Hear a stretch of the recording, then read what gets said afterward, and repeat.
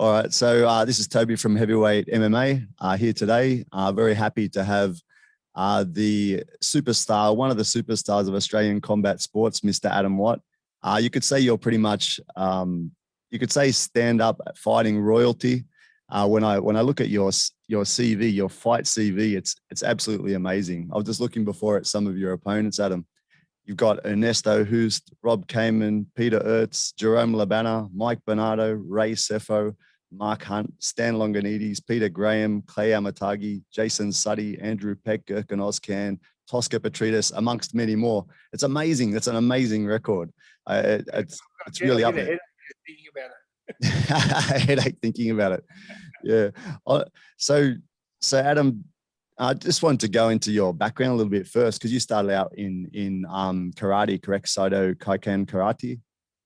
Yeah. So originally I started in a style which was based at the Northern Beaches, where I grew up down at the southern end of Manly Beach. Okay. It was a style called Zenchi Ryu. It was a bit of a hybrid sort of martial arts. Tom Slavin was the founder to it, and underneath him was John Duncan, and my trainer was a guy called Tim Riley. And I was a local surfer. I was surfing, and I was doing a bit of the surf club, and then I thought I'd give a go at the local martial art, and I walked in there. The moment I walked in there, mate, absolutely fell in love with martial arts. Awesome. Hey, Adam, the funny thing is, to go off track slightly, when I was young, the first martial art I ever did was Zenchi Ryu as well. So quite interesting. I was only about 7 or something, and I did it with, I don't know if you know Mr. Les Harnos. At that point, he was actually involved in that. Yeah, Les Harnos, yeah. That's funny. right. Wow, really small world. Yeah, funny coincidence. And whereabouts in Manly you're from too, out of interest? From Manly? Yeah, which area? Just Manly in general? Yeah, Manly in general, yeah. I was actually the Northern Beaches, northern end of Manly, which is Queenscliff. Yep, awesome. Great. Yeah, so from there you just took off and trained extensively in Australia. How did you go about getting to Japan, and what was the thought process behind even going out of your way and leaving the country? It's like, when I look back at it now, and I think I was a bit foolish, but a bit naive to think that it would turn out the way it did. But I always believed it would turn out the way it did. So I trained in Zenchi Ryu until I got my black belt there. And then once I got my black belt, I was more or less given the blessing by the instructors to go and visit dojos. So that was back in the days before kickboxing was a sport.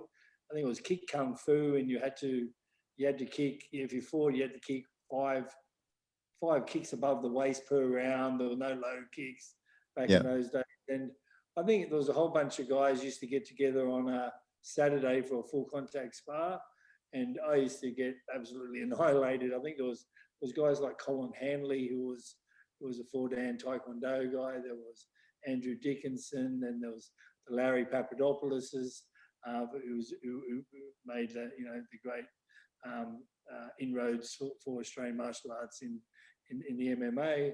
And we used to get together on a Saturday afternoon, and we'd meet at different gyms around Sydney and free spar.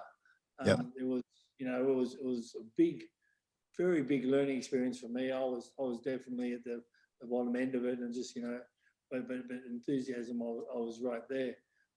Probably my first entry into the combat side of it was I started training at Chan Chuk Fei's gym in Chinatown, Jim Wakun.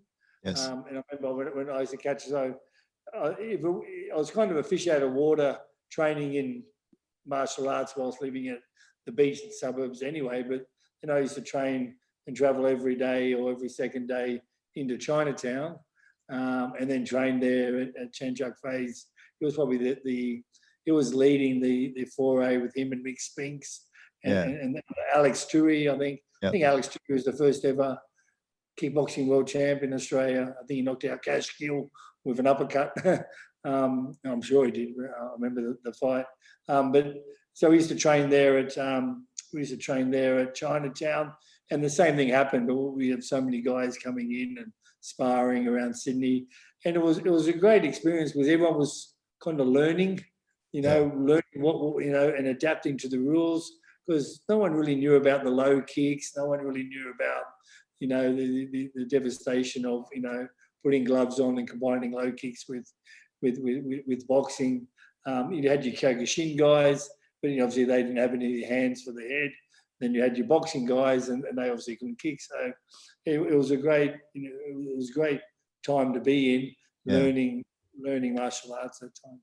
I remember, actually, funny you mentioned Chan Chuk Fei. I just added him recently, and he actually called me and had a chat with me on the line. Like, we were never close, but he was a friend of my first kickboxing trainer. So we had a bit of a chat, and I actually remember back in the day, Chan Chuk Fei was doing that, maybe kick kung fu or full contact kickboxing. And my trainer, I remember he told me they call him little tree trunk legs because he's got such thick legs. Yeah.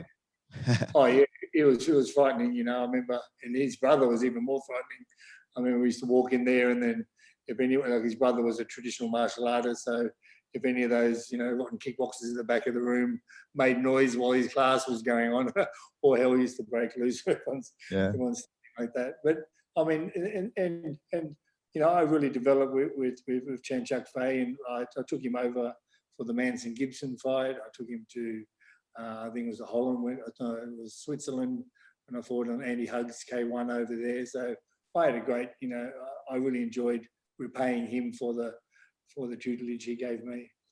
So basically, answered your question. So after I entered in a few martial art tournaments, and back then there was, what was the one? Glenn Rushton was behind it. It was the sort of state versus state martial art team sort of fighting. Yeah, I'm not sure.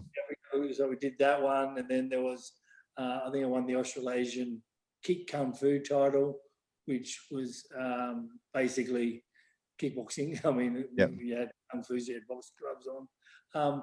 And then I kind of said to myself, and, you know, I had that goal. I said, listen, I'm going to go to Japan. I really wanted to become an uchideshi. That was my big thing. I wanted to be a living student. I wanted to immerse myself in the culture. And, you know, I think I saved up, I think it was $2,500 back then, and said, right, I'm going to go to Japan and I'm going to go follow my martial art dream. And that's what I did. I jumped on the plane, went over there, and I was in Tokyo. I think I changed the money, and I think I was there 2 nights, and I already spent half my money. You know, I thought, oh, shit, I've got to get out of here. So I jumped on the Shinkansen, not realizing how expensive that was, and went down to a little town called Osaka, which, you know, and then I was living in the what do you call it, the youth hostel. So I was staying, you know, it's a whole lot of, you know, international travelers were doing the same sort of thing. And I was looking for a job. I thought, well, how can I do this? I was staying in a youth hostel, and you could stay 2 nights a week. You could stay 2 nights in a row. Then one night you had to stay out. You know, so you stay 2 nights, sleep night in the park, train 2 nights, and then from that base in Osaka, I started going to different. You know, I went to ninjutsu classes. I went to judo. I went everywhere, just training, looking to find my niche or find some sort of connection. I was in the park one day training with another guy, and we're going back and forth, and this Japanese guy came up to me and introduced himself, and, you know, asked, you know, had a bit of conversation. I explained what I was doing. I was on a martial art journey, if you may. And then he invited me. He says, well, what about tomorrow? I'll come and I'll pick you up. I'll take you to someone I know. I think, you know, you would like it. And I went there, and that was my introduction to Master Ishii, Seido Kaikan, which was growing. There was Kyokushin, but there was Seido Kaikan, which was really making big inroads into the public awareness over in Japan. I walked into the dojo, and they were waiting for me. And Sadake, who was the heavyweight champ, full contact karate, was waiting for me. He was in one corner, one side. And then Master Ishii was there, and they both said, well, you know, we'll spar. He goes, I'm on the mat and spar, mate. So, that's fast. Oh, mate, here we go, straight in the deep end. And don't forget, I had no idea about full contact karate. You know, absolutely. I knew it was tough. You know, this is basically Kyokushin rules. I had no idea. But I knew I had some heart in me. So, and Sadake was 6'2", so he was he was a monster for Japanese, Yep. and he had spiky hair. So, you know, I thought, I'm really taking out a body bag here, but I'll give it my best. And we hopped on there, and we just went for it. Yep. And again, technique out the window because I basically didn't have any. And then afterwards, you know, and I think he hit me low, and I punched him in the face, and you know, there was a whole bit of you know, hoopla going on. I felt, you know, obviously I felt in danger of my life going there. Then Master Ishii afterwards pulled me aside and said, listen, he was really concerned that the Japanese youth were being intimidated by foreigners, you know, especially, you know, and he really said, he goes, and he basically in broken English explained to me that he wanted me to come there every week, or, you know, either once or twice a week for sparring. Yep. And then basically get the ship in out of me in sparring sessions like that, because he said he wanted to teach his guys that, you know, us foreigners, there's nothing to be intimidated about. Yeah. You know, I said, thanks, but, you know, I'm not here for that. You know, I want to be an Uchideshi. You know, and I went back to them, and they're like, well, and don't forget, this was back, like, I'm not saying it's racist, I'm not saying anything like that, but it was just, culturally, it was just, you know, so unaccepted. You know, I was literally, you know, to feel what racism like, I really felt it in a sense, because, you know, you're so ostracized from them. I said, this is what I want. I want to be an Uchideshi. I want to be a living student. I want to immerse myself. And then they came back and said, well, if you do, you shave your head, and you're at the bottom of the rung. And Uchideshi over there is really the dog's body. You know, so if one of the black belts is coming, or you see them, you grab an umbrella and you run out in the rain and you hold it over them while they walk in, while you're getting soaked. You put the shoes down, you know, and it's just a total Kohai Senpai system. And I loved it, you know. I really did. I shaved my head. I lived with the guys. There was probably about 6 of us, all in the one dormitory. We're up early. We're training. We're cleaning the dojo. We're doing the errands. And Master Ishii also had a side business, which was punching bags and the like. So he would make punching bags, and you know, we'd do that as well. So we really were worked to the bone, and I was doing that for about 6 months, and I was still white belt, so they wouldn't recognize my belt over there. So you're just a white belt. You're at the bottom. I was always getting demonstrated on. You know, they want to teach a middle kick. All right, pull you up there, and they smash it into you, and you thank them, and you go back. And there was, you know, some tense moments.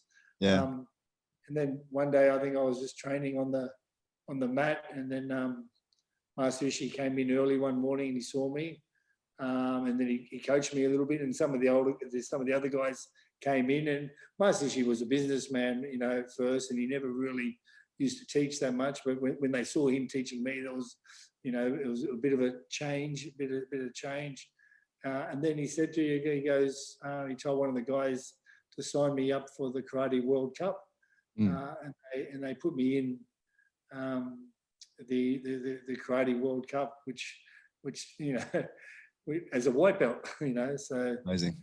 That was amazing, Yeah, and how did you go in that first competition? So that was the first time I ever fought it. I was the first foreigner ever to make the final. So on the way there, I knocked out some European Kyokushin champs. Well, I didn't say knockout. I beat some, you know, Kyokushin champs, and I got to the final. And you know, to me, I've never fought in a tournament before. And again, I had no idea what I was doing, but you know, I just fought hard, and you know, and I was getting knees and knocking, you know, and lucky enough to, you know, really cause some damage. But again, on the way, I think it was 8 fights until you to the final. And by the time I got to the final, my left leg had been so bashed. It was just so swollen. You know, they came into the change room before the fight, and the doctor said, you know, no, you can't go on. I said, mate, I said, of course I can go on. You know, I mean, this is the experience. So I went out there, and then I lost the final. I lost the final, but you know, that changed everything for me. They changed everything. I'm writing a book, and I remember I wrote in the book. I said, when I was walking down the streets in Tenmabashi or Osaka at the time, people would want to shoo you out of the shop. Get out. But because the World Championship was on live TV, free to air TV throughout Japan, and after I got second in that, I got really adopted by the Japanese karate as one of them, because I was an Uchideshi and the story came out. I was wearing a white belt, and then totally different when I'm walking down the street. I was like an elite sportsman. Yeah, that's amazing. So I mean, I don't know the full story, but you're starting to get involved in the K1, not K1, in the karate tournaments, etc. And Master Ishii had some greater plans to take karate to a higher level, right? To prove the quality of the karate fighters in a world sort of scene, right?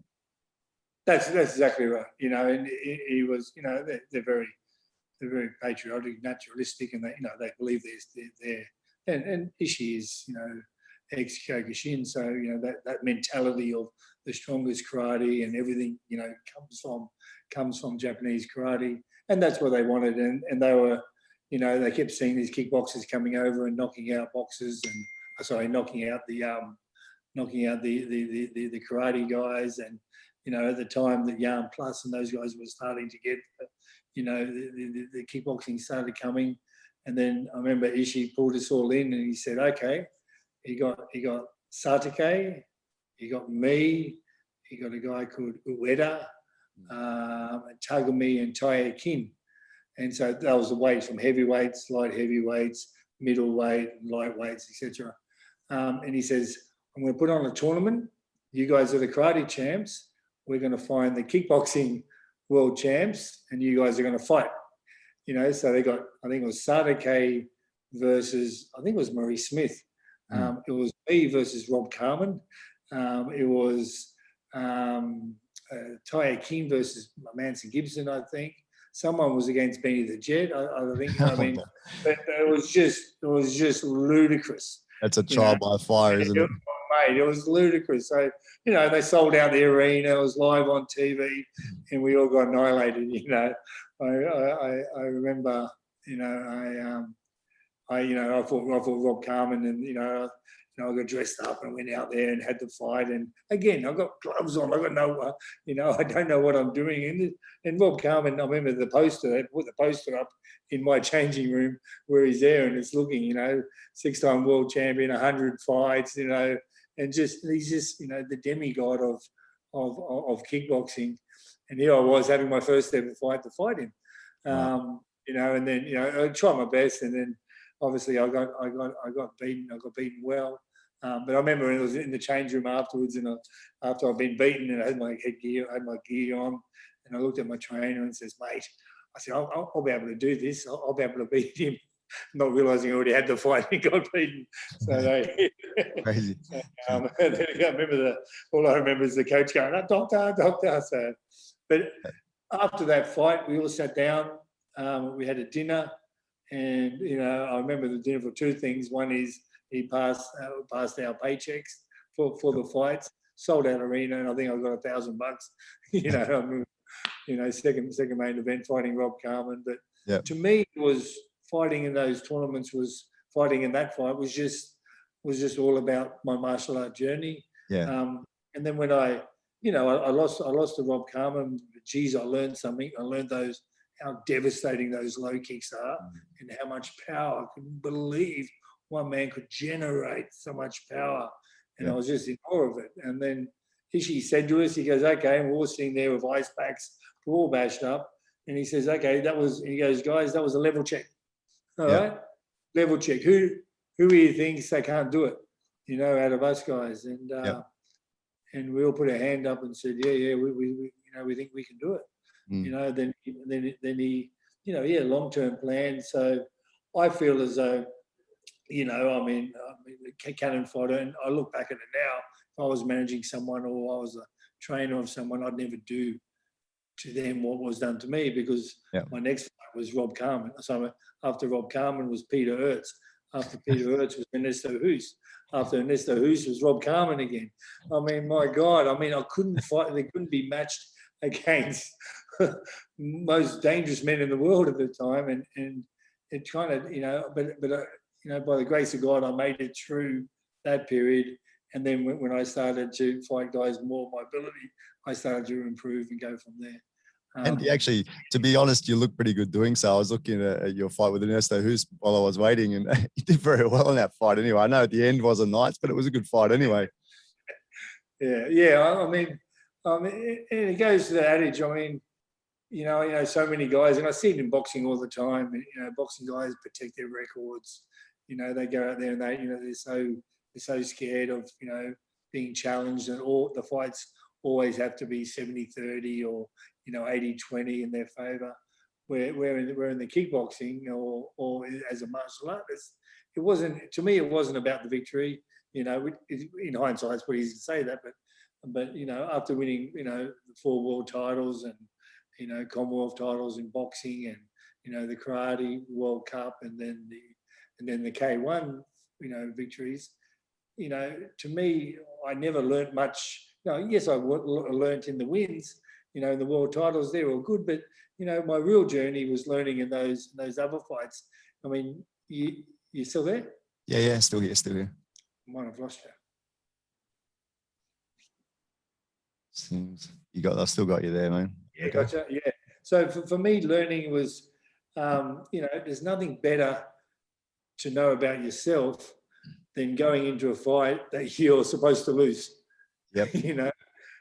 Because talk about, when you're lying in bed in the night, you're thinking about, all the bad things, and and it's just such a great, builder of internal fortitude is to go through that, which is martial arts, Sure, and later in my life, which I think really saved my life, and when I went through things outside of fighting. And when you think back to the original sort of martial artists and the traditional masters, they would have been seeking to challenge, they would have been seeking to fight, and that's what you've done. You've been straight into the fight side. It's not holding back, like you said, padding records, etc. It's testing your real skill level against real high level competition. So in a way, maybe it's not healthy, but in a way, it's the essence of the hard sort of style of martial arts, some of the hard styles of karate, etc. Right, to really test yourself against a decent and high level opponent. Yeah, I mean, I look back at it and I think, I feel as though I've dodged a bullet in the sense because I mean, can you imagine fighting Peter Aerts with Muay Thai rules, second fight? I mean, Ernesto Hoost and Rob and these guys, I mean, it was just ludicrous. But and then from that kickboxing, I realized my weight. My best weight was between 79 and 86. I was never a heavyweight or anything like that. So, I enjoyed that weight. Although I was tall, I could strip down a fair bit. So I kept kickboxing for a while, and again I won 4 different world titles, and then it was in a fight. What was it? One of our good guys, Umeda, who was one of the Uchideshis with me. So I knew him all the way through, and we lived together, trained together. Anyway, there was a local matchup between our guys and one of the other gyms. It was a bit of a gangster off, I think. There was a bit of bad blood between the gyms, and about 3 weeks before, Ueda was in another fight and he got knocked out. He got knocked out bad, like it was really hard, really heavily knocked out. Carried out of the ring, went down, took a while to get him to come to, and that was it. A week later, I'm in the gym, I was in the dojo, and then there he is training. I said, "What are you doing, mate?" It was a heavy knockout. I said, "You shouldn't be doing it." He goes, "I'm fighting next week." That's just absolutely true warrior. And the next week there was something that happened, or he just went through the next fight? Next week he had to fight, and then then they were fighting, and then the guy pushed him back, and he kind of fell back, and and I thought it was exhaustion. We went in there, thanked the other guy, come on, get up, and he died. He died there in the ring, And that was the start of the end for me in terms of Japan. Yeah. You know, because, you know, there had to be accountability for how that happened. Yeah. I was pissed off. I was shattered, you know. Yeah. This happened to one of our guys, you know, so I was looking after these guys. Yeah. He was always at a level which wasn't quite there, Yeah. you know, but he tried so hard and he trained so hard. And you know, that funeral process was just, you know, was just, you know, instantly downstairs, doctor comes in and they start the funeral process. Yeah. And afterwards, the father was there. The father came in and, you know, he was just howling in grief. And, you know, and then I remember saying to one of the coaches, I said, guys, mate, we have to, you know, this can't happen. And he looked at me, he goes, what are you talking about? He goes, that was his destiny. He was destined to die. I said, mate, well, I said, I'm out of here. So that's when I said, okay, that's, you know, I realised how dangerous what I'd been through. So yeah, true. I packed up and came back to Australia. Yep, 100% true. How long did you spend total over there during that time? About 4.5 years in Japan. I was learning that trade. When I came back to Australia, from Australia, I think one of my best wins was against Manson Gibson. You know, I just got the tape the other day. Like, I've been after this tape for 20 years, you know. Manson, you know, he always says, because I beat him well. Then, you know, Manson's saying, you know, it was an exhibition and this sort of stuff. And I've always kind of talked myself into it. I said, really? I've always thought it was a real fight. And then I finally got the tape, and it was definitely a real fight. So where was that? Where was that one held? That was in Tokyo. In Tokyo, right? In Tokyo, yeah. So it was a good fight. I'll get a copy of it to you. It was, you know, I enjoyed it. And again, it was at my weight. I was at, I think it was 82 kilos. Yep. And then, so I was based in Australia, going to Japan and having those fights. And then the more I started realizing, you know, and I started getting, you know, starting all the calls where, you know, I had a bit of notoriety, or a bit of semi-fame in terms in Australia about what I was doing overseas. But I was always getting the feedback from boxers that, you know, they wouldn't, you know, a kickboxer wouldn't stand a chance with us. You know, they wouldn't be able to do anything like that. So that's when I said, okay, well, take on the boxing. Yeah. Hey, just to jump back a sec before we talk about the boxing, I just wanted to ask you a couple of questions. One, for a young guy to go and train in Japan, what was the felt good to you, right? You said you loved it there when you started. That was like a big step and a good feeling to be going into a different culture and learning karate, right? Yeah. When I went there, no one was there. Like, I would not see a foreigner there. You know, and I kind of paved the way for, I think Andy Hugg came later, and then in terms of being uchideshis within the Saito Kaikan group or the K1 group. Yeah. So, you know, what you know, kind of set the scene for it, and you know, and talked a lot of the guys in. So and then a few Australians coming over. So I started coming over, and I started sharing the experience with them. So yeah, it was great. And if I could say anything, you got to be balls in. You got to be 100% in. I mean, I couldn't understand where, you know, people would come over there and then they want to go to Starbucks or they want to buy the USA Today. Say, mate, you know, none of that. You know, I'm here. I'm shaving my head. You know, I don't understand the language, but I know, you know, had a bow and us, and you know that you have to be 100% in. Yeah, that's what I was getting at, because I think it's a very valuable thing for people to try coming overseas. Like, personally, having been in China now for more than a decade, I feel like it's interesting to be in another culture. And if it's for someone like you following their dreams of you know, training karate or training combat, or someone from Australia thinking, should I go to Thailand and train? Should I go to Brazil and train jiu-jitsu? Should I go to the States and train MMA? I think that if they can do it, they should try it, you know, have a stab. Yeah, 100%. And go all in, you know, you know, I mean, I remember, because when we started kickboxing, you know, I said they sent Suttie to USA. They sent me to Holland. They sent Tai Kim to Thailand, and then I think it was winter in Japan, and I had to fight at 79 kilos. I was fighting the Dutch champion. I couldn't lose the weight, so I said I'm going to go to Thailand. You know, so I went to Thailand, and that back then, we're talking, this was before there was any holiday camps or anything like that. And went to, it was a Mun Sling gym, which was under the airport, literally under the airport. We had world champions, there were 3 or 4 world champions there, and we'd sleep either on the ring or in the room. And the room was, it was, you could, it was living on the street, but that's where you were as fighters, and you really did. I remember my head was shaved. I remember one time we were walking to the shop, one of the world champions goes to go to the shop.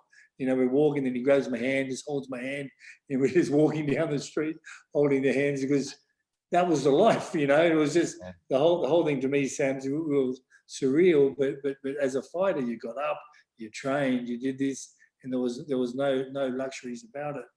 I ended up taking one of the Thai guys, Thai trainers, former world champ, took him back to Japan with me, and he's the one who really started training the kickboxing for the K1 guys over there, which happened to be.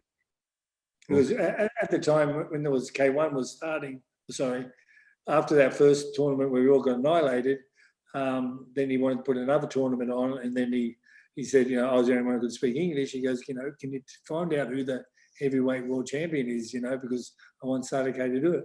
And after going around, there was Stan the Man, there was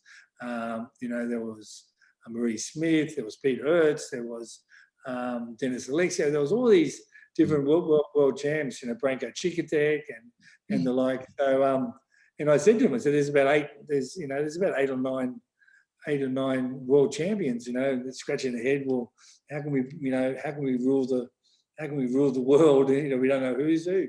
And that's where he said, I said, why don't you put on a karate tournament? Karate tournament to find out who's the best kickboxer. And that's how kind of K1 started, where the whole structure of 4-2-2-1 and the fight. That was all done out of the dojo, which I was in Osaka.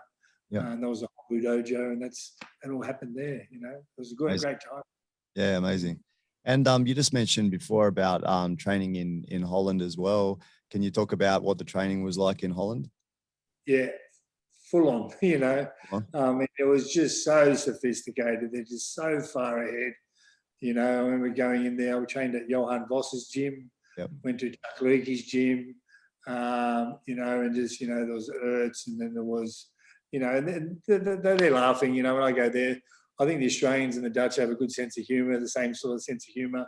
They're going, mate, where's this idiot who fought, Kaman in his first fight, Aerts in his second, Anyway, I went there, then it was great, and I was talking to Johan Voss, and then, they really, for the first time ever, I learned what kickboxing was. I learned how to train, and, back then you're punching into the mitts, catching the mitts and this, which I see is happening all the time, but back then it was never around. Of course, there was no social media back then or anything like that. So there was no way to learn these sort of training drills. And, and the time I think I went over with Suttie, and we really, that was from that moment there, that I really, really started to learn what kickboxing was all about. Yes, in Thailand, I did, but no one was my size, so I couldn't do these drills. But even in saying that, the way the Dutch had changed it, where you put those big pads on, then you put your gloves on, and you're doing those drills, mate, was just such an eye opener, and just took me as a fighter from here to there in a couple of months I was there. So to clarify, the Thai style is usually just with the Thai pads, belly pad, etc. But the Dutch style, they like to practice a lot with getting the full gear on, shin pads, gloves, mouth guard, and running through different combinations against each other, against kind of like a semi-live opponent, right? They're actually working backwards and forwards. Yeah, and that was to me so groundbreaking back then. There was something never saw. I mean, and it was great because we'd come back, from these trips. Or sponsored by Master Ishii, obviously, come back, and then we'd learn it, and we'd just bring that up.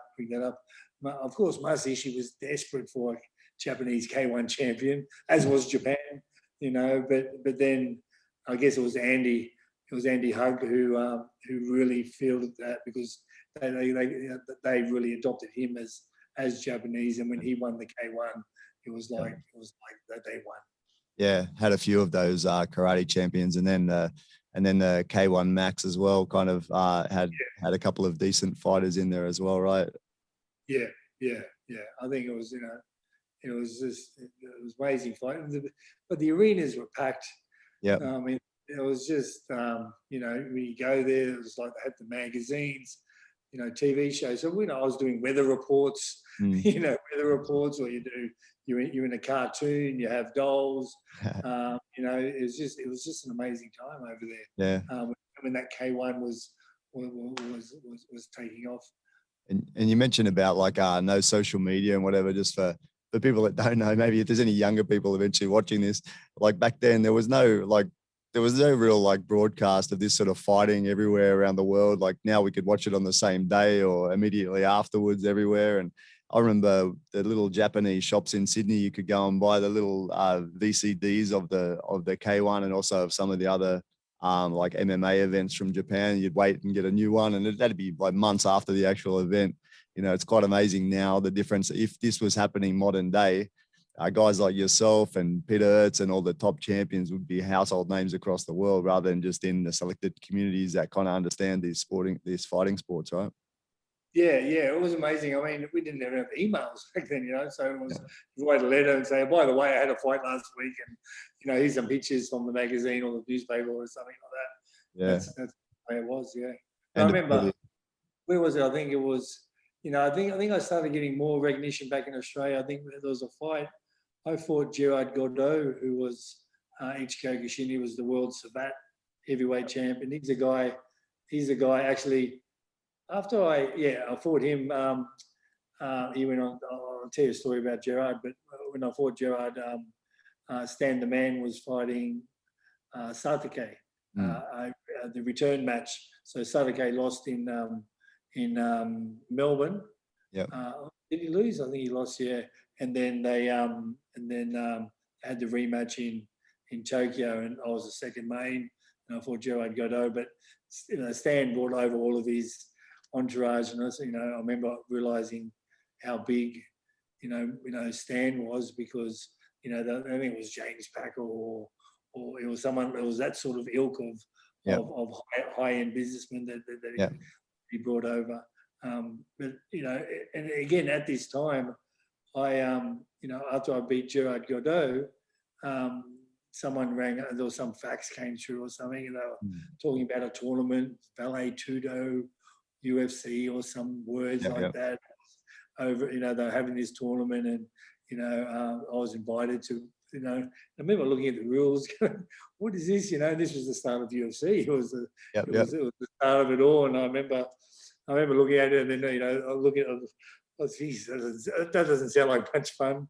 And I said no, but only because my weight. I think I was 82 kilos. Yes, I wanted to have a go, but I knew no jiu-jitsu or anything like that. Nor did I know how deadly jiu-jitsu was. As I think no one did back in the early UFC days. And so I didn't go, but Gerard Gordeau, who I just knocked out in the fight, in the kickboxing fight, he went over. Yeah. He ended up fighting Gracie, Hickson Gracie in the final. But again, it was like that. Those moments were, again, no one knew how devastating jiu-jitsu was against a stand-up fighter. So, and again, everyone through these competitions, everyone's morphing to better martial arts. Yeah, true. And just before we jump over to the boxing side, just any interested in any comments? Like I said, your resume is so huge. Anything that sticks out for fighting these greats like Hoost and Aerts and LeBanner, etc. Anything that sort of sticks out as noteworthy fighting these guys? Must be like some things that shocked you fighting them or anything like that. No, I think it was mutual respect. I really think it was, this is down, and you learn it in, the disrespect you see in the boxing. It doesn't carry over to the kickboxing, I suppose, besides Badahari. But I mean, everyone seemed to have, because everyone was new, everyone was so, and they more or less grateful that this opportunity, because, because you would have fought in the Manly Leagues Club, let alone fighting in front of 50,000 people in Tokyo Dome. And I think everyone was a martial artist or came from a teacher who was a martial artist. And I guess it's, and I'm thinking about this now because I've got a son and I'm thinking about him, would I put him into boxing or martial artists? And I was explaining the other day, I said, I wouldn't put him into boxing because the first thing he learns is the punch, is to hit someone, I'll put him in the martial arts and let him learn. First thing is, use someone else's, power against themselves or block, learn defense and learn angles instead of the first thing you learn is making the face. And I think that grew all the way through. And I think, we're sitting there with Aerts and this and that, and you realize, there's a level at that level where, you're prepared to die. You're in there to absolutely, knock each other out, or kill each other. You die. I mean, it's just a given. And I think a kind of a bond sort of develops amongst those top guys. Adam, so you just touched on a point that's quite interesting to me as well. Like, so I think nowadays, especially, there's a lot of people concentrating on the fighting aspect of combat and martial arts, etc. And they may have lost a bit of the balance. And I was talking with Cameron Quinn recently about about that balance of, like humility, etc., with strength. And it's a very fair point that, that if you're looking at a wholesome sort of big picture, like if you want to teach your kids or something, I think the martial arts in general, like a whole holistic martial art that takes up everything, not just the fighting part into account, probably seems to be the most valuable, right? 100%. Yeah. That was what attracted me. I mean, and when I fought, it was never about the opponent. It didn't matter who it was always about me getting better, and whether it's wins or losses, whatever it is, it doesn't matter as long as I grew. And the fights I think back now aren't the fights that I've they won. I mean, like this, the fights I think back is the ones I didn't put the effort in, and I took a shortcut maybe. I guess that's kind of the thought patterns, but when you talk about those moments that stand out, I mean, with all of those top fighters you mentioned, it's just, it always such a, it was an honor being there. And they're doing the same thing. They're learning about themselves. I mean, the picture there behind you, I see is Mike Bernardo, and I think to this day, because I saw the video when after I knocked Mike out, and then he's sitting backstage and he's really sad about the loss and he doesn't know what happened, blah blah blah, and it kind of really hit home because he killed himself, a few years after that. I'm not saying it was because of me, but I'm just saying, it just kind of breaks my heart a bit that he didn't find what he needed to find through the fighting, or he didn't find those answers. That he was obviously, that was his journey. He was looking for it, because otherwise he wouldn't have been on that journey. And then, so it goes, So it goes deeper than just the turning up and I want to look good for Instagram. Yeah, true.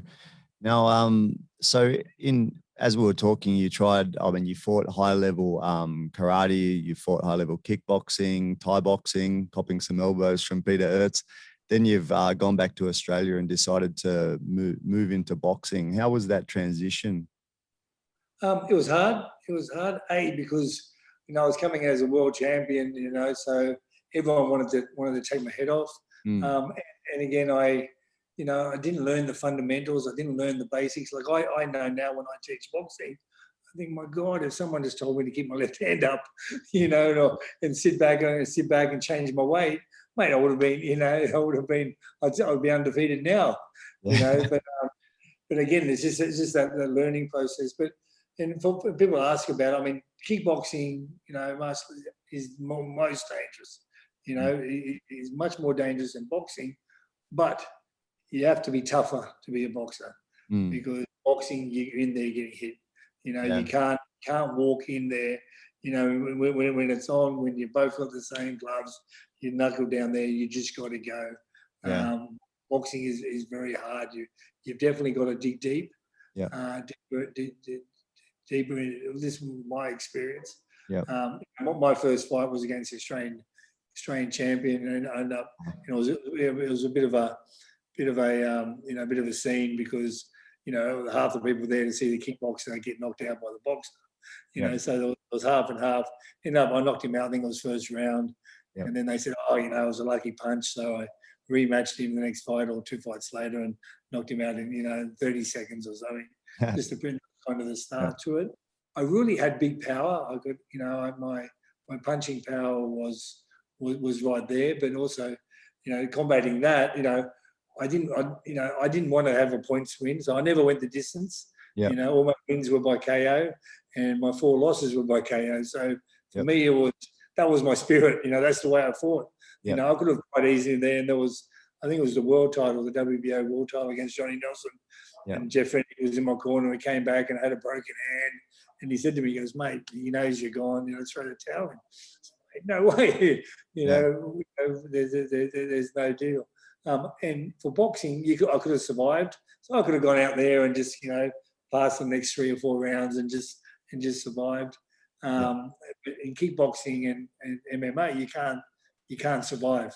But boxing you can survive, but to win in boxing, you really have to load up. I've been jumping all over the place there. Yeah. So, and also in boxing, just from I never fought boxing, but just the training I've seen is, like, again, mentioning about being tough, like boxers that their training leading up to fight, mitts, bag, and lots of sparring and lots of headshots. Like everything is targeting pretty much the head, like 90%. Of course, you've got body shots, but the target is the head, and you're sparring with people around, other pros, etc. Very, very tough type of training and fighting on it. Yeah, it's full on. I mean, you go to sparring sessions, and we go to sparring sessions to knock the other guy out. You have your big gloves on, and that's the only thing stopping that guy, or sometimes not. Of knocking him out. You do everything you can to knock him out, and it's it's tough, and without doubt, it's no good for the brain. Yeah. You sugarcoat it all you want, but I was talking to Jeff Fennick the other night, and he goes, "Mate," he goes, he used to go sparring sessions with guys 20 kilos heavier, and that's what we always used to do, and knock out, get up, and there was no thought process about preserving yourself. I think the science now is much better. But kind of back then it was just on for young and old. So I won the Australian title. I was against Tosca, Petridis, which was one of my best fights. Because it was such a grudge match, and Tosca was so tough. And they said it was fight of the decade for boy, because it was like this here, and it was a great fight. That got me a shot for the Commonwealth title. Jeff Fennick, then took me over to. We were in camp with Mike Tyson, so we were in camp in London, Grosvenor House, which is a 7-star hotel in the middle of London there, next to Hyde Park. We had the whole 7th floor was myself, Hussein, Jeff Fennick, and Tyson, and then we used to train in the grand ballroom, was where they had the boxing ring. Those Hussein brothers had nasty body punches, right? I remember their body punches, right? It was an awesome time. I mean, Mike Tyson was like a demigod. Kids would see grown men run up to him. Like no one was bigger than Mike Tyson back then. And, there was some amazing times and experiences. And watching him train and spar was just, so brutal, so animalistic. It was so much different than everything else. We went from the training camp to Scotland, and we fought in the footy style for the Commonwealth title, and I became the first Australian ever to win the Commonwealth boxing title. Amazing. On Titans Cup, which was awesome. That was, but again, it jumped me straight up, and they got me shot for the world title. They got me shot for the WBO world title. So, as far as boxing went, was awesome. When I fought Johnny Nelson for the WBO title, he was regarded as the best there was. And I remember, in kickboxing, I'd throw a fake. He'd move that way. I'd kick him that way. And you put him on a string and you work him out. And I think it was by the 4th round I realised, that Johnny Nelson had me on a string. And then I got knocked out. And then afterwards we're sitting there in the press conference, and he goes, mate, he'll be next world champion after he retires, pointing to me. But to me, I was done. I was, okay, I tried. I went there, I think I became the only person ever to fight for the world karate, kickboxing, shoot boxing, and boxing world titles. Yeah, I was about to lead to that. Yeah, it's amazing. Yeah, it's amazing. Yeah, so it was, to me, the fight was great. Sure, I could have dropped down and fought for a WBO not WBO, a lesser title, and then run around saying I'm a world champion. But that wasn't the journey I was on. Yeah. Boxing very business orientated. And then after the boxing finished, and I thought, I still had fight in me. And then I thought, why not give K1 a go? Obviously put on some weight and try and have a go at K1. Yeah. And finish my career doing K1. Yep, that's awesome. So you're just mentioning before about having a broken hand, Jeff Fenech saying don't throw in the towel, I'm throwing in the towel, and you said no, I'm keeping on going. Throughout your career, I mean, you've always fought with a lot of heart. I guess that can start with the karate type of background, never say die type of attitude. What sort of mindset did you have going into fights, and how did you develop that? Was there any process or any thinking that helped you to be like that?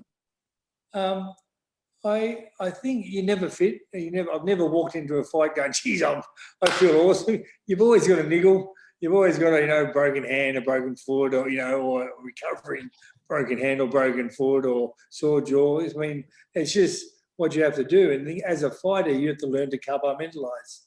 It's so important. You learn to be able to, don't focus on what you haven't got, focus on what you got.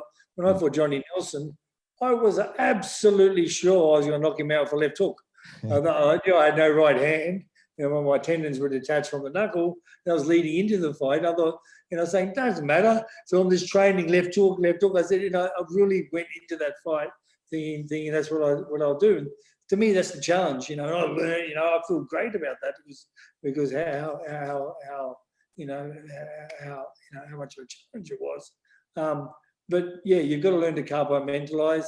Don't focus on what you haven't got. Focus on what you've got. Don't focus on the person. Just focus on their technique. You really have to take away all the emotion. Like if you're fighting someone like Conor McGregor, you got to get rid of that, and just focus on, okay, he brings his knee that way when he does a kick, or just focus on their technique.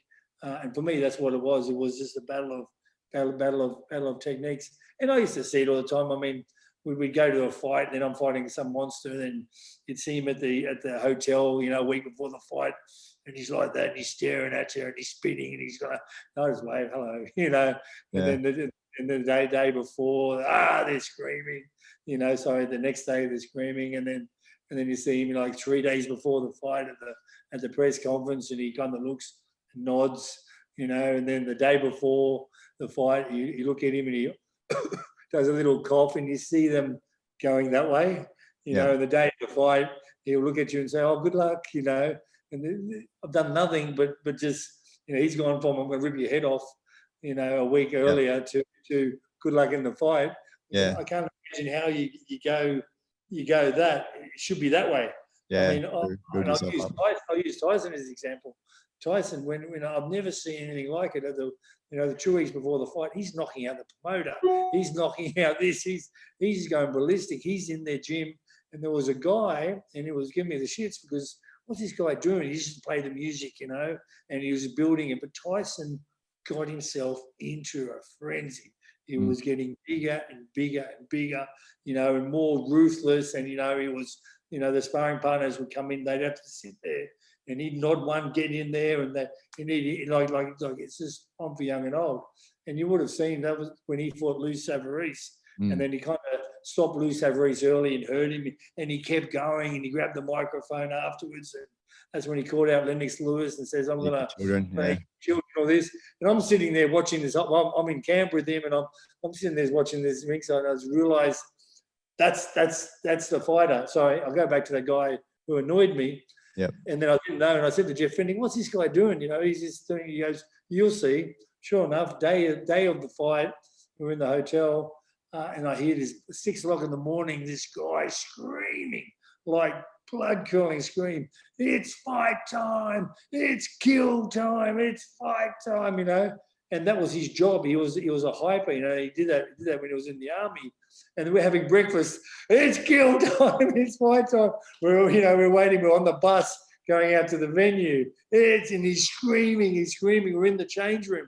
And he was just getting Mike up and up and up. And that's why when Mike Tyson, when you see him, when he walked, like, that's the real deal. That guy is, you know, going on a new level, which to me was an amazing experience. But, you know, and I guess fighters do it, but do it now. But back then, I'd never seen anything like it. It was just amazing. That's amazing. It does sound amazing. Yeah. Now, Adam, this long journey of karate, K1 boxing, Thai boxing, everything has brought you to now. So what's your involvement now within the sort of fight scene or training, etc.? So what I do now is I still involved. So I train myself, obviously, and I help the guys out. I started training a few guys and taking them all the way through the journey. But I mean, it's just so much as a coach, and you know, as a coach, I want as much from the student as I was prepared to give and prepared to give them. And I have no filter in the sense of, if you say, you know, you come train me, well, bang, obviously I'm in. You know, here's your diet, here's this. So I've kind of pulled back in that sense, but I really work with the guys in their, you know, in their headspace. Yeah. You know, a few guys, you know, they call me in before the fights. So I sit down with them and just talk about them. You know, because you know, some of the things I learned, like Johnny Lewis, and you know, Johnny Lewis, he trained Kosher Zoo, Jeff Rennie, Jeff Hardy. You know, guys like that. Newtown Police Boys, is that Newtown or? Yeah, Newtown Police Boys, yeah. And I went to South Africa and we have a fight with him, and I mean, just, you know, I've made good friends with him and Jeff, and you know, and all the different guys. But you see, you know, it's not so much about the technique, it's about building the fighter, you know, finding the right buttons to bring that guy up. Because some guy before the fight, you know, he might need to be slapped in the face, you know, to get another guy, he might need to sit in the corner and read a book and calm down, you know, and that's the journey I'm on now, is, you know, and I've really, you know, it's that yin yang, you know, I feel as though I've done the hard. Now I'm adapting and trying to learning the soft part and giving back. You know, that's a journey I'm on now. You know, it's, you know, again, that kind of falls back into that. I'll beat everyone there. Shit, I'm best. But it's just, I look back and think it's like a petulant teenager. But you know, now when you're learning and you're giving back and you're seeing the same guys do it, you can't say, "Oh, mate, pull your head in." You got to realize, you know, and it's horrible as it sounds. I mean, you know, I use that Tyson as an example, but when you're in that area, when you're into that fighting, you have to be there. You have to be, ruthless. You have to be antisocial, and because that's the way. Because the guys you're fighting are, that they go to that level where the martial arts, I guess, is where martial arts helps when you finish fighting, to turn that into the softness, and find that peace.